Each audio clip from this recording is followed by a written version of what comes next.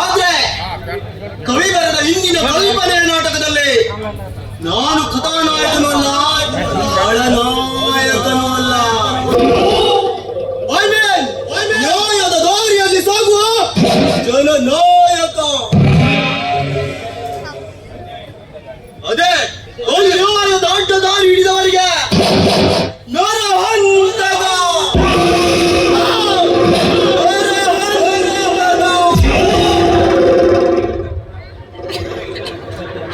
ಕರುಣೆ ಇಲ್ಲದ ಕರುಣಾಕರ ಹಾಗೂ ರಕ್ತಸರಂತರಣ ಹೇಳಿ ಅಂತ ಬೇರೆ ವಾವರದಮ್ಮ ಕಬಡ್ಡಿ ಕವಿರಾಜ್ ಇವರು ಮಾಡುವ ನಕಲಿ ದಂಧೆಯನ್ನು ಕಂಡು ಹಿಡಿದು ಆ ಮುಂಡದ ಹಂತಕ ರುಂಡವನ್ನು ಚಂಡಾಡಿದ್ರೆ ಈ ಗಂಡುಗಲಿ ಸಂಖ್ಯಾಜ್ಞೆ ಅಲ್ಲ, ಸಂಖ್ಯಾಜ್ಞೆ ಅಲ್ಲ.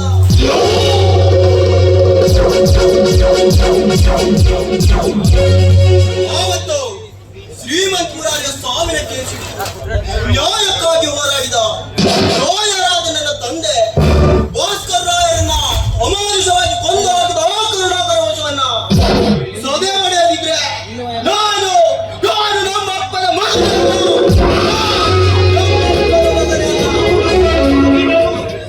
ಅವರ ಸಮಾಧಿ ಕಟ್ಟಿದಾಗಲೇ ನನ್ನ ತಂದೆಯವರ ಆತ್ಮಕ್ಕೆ ಶಾಂತಿ.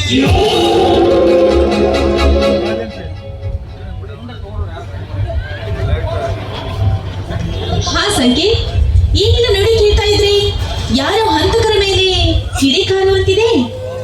ಎಸ್ ಭೂಮಿಕಾ, ಲಾಯರಾದ ನನ್ನ ತಂದೆಯನ್ನ ಯಾರು ಹತ್ಯೆ ಮಾಡಿದಾರೋ ಅವರಿಗೆ ಟಾರ್ಗೆಟ್.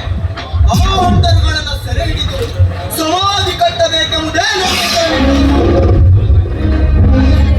ಸಂಕೇತ್, ನಿಮ್ಮ ತಂದೆಯನ್ನ ಹತ್ಯೆಗೈದವರು ಯಾರು? ಆ ವಿಷಯ ಬೇಡ, ನಾನೇ.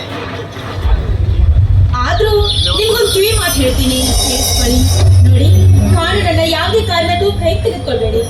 ಬೇಗ ಆ ಹಂತಕರನ್ನ ಸೆರೆ ಹಿಡಿದು ಬೇಗ ಪೊಲೀಸರಿಗೆ ಹೋಗಿಸಿ. ಸತ್ಯದ ಹಿಡಿತವಿದೆ. ಅವರು ಮೃಗದವರು ಅಂತ ನಾನ್ ಮೃಗ ಆಗಬಾರ್ದು, ನಾನೊಬ್ಬ ಸೊಪ್ಪ ಮನುಷ್ಯನಾಗಿ ಬಾಳ್ಬೇಕು. ನೋಡಿ, ಸಿಟ್ಟು ಯಾರಿಗೂ ಒಳ್ಳೇದ್ ಮಾಡಿಲ್ಲ. ಅದಾದ್ಮೇಲೆ ನೀವು ಸ್ವಲ್ಪ ಶಾಂತವಾಗಿರಿ. ನೋಡಿ, ನಮ್ಗೆ ಟೈಮ್ ಆಗಿದೆ, ನಾನು ಬರ್ತೀನಿ. ಬಾಯ್.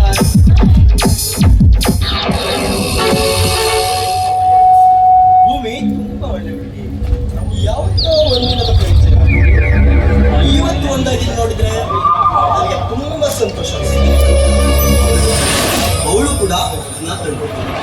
ಈಗ ನನ್ನ ವೈರಿ ಮನೆಗೆ ಬರ್ತಾ ಇದ್ದಾಳೆ. ಎರಡನೇ ಬಾರಿ ನೋಡಿದ ಕ್ಷಣ ಏನೋ ಒಂದು ಆಸೆ ನನ್ನ ಮನದಲ್ಲಿ ಹುಟ್ಟುತ್ತಾ ಇತ್ತು. ಭೂಮಿ